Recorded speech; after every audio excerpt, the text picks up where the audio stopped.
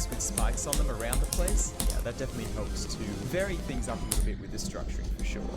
Oh, and I also had a couple layering problems. Why? Oh my lord. And then I copied the sword design again. Yeah, I know. It ties it all together. It's a constant. That's what it's meant to do. It ties all of the parts in the first bit together. I promise that's what they meant for. Yeah, let's call it that. It's not a bug, it's a feature. I then tried to experiment with some connector deco like this, but it really didn't look very good. So I ended up just using bricks on a lower opacity. Enter the world.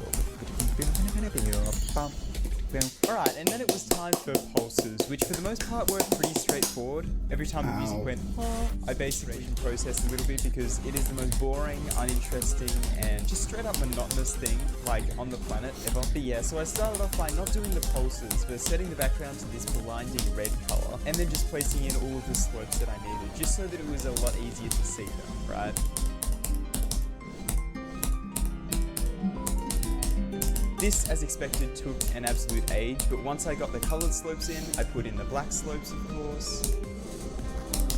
And then once I had those in place, I made the saw blades. And then it was time to move on to the pulses, which were a little bit more exciting, but still kind of boring. I started by making a background pulse on every, main beat. And then it was actually time to pulse the flashy 9 circles effect, which I used colours 9, 10, and 11 for this. And I made it kind of alternate between going out from the middle and in from the outside, and I changed the speed a little bit as well to try and match the energy of the level, or what I felt the energy of the song was anyway. And honestly, I'm really glad I did that. Most of the pulses themselves don't match up to the music super well, but the way that the objects pulse on and off, like the speed of them and the energy of them, does match up with the music, and I think that's what's most important, right? And then from there, the 9 circles effect itself was actually done. I know I sped through that in a matter of 5 minutes, but that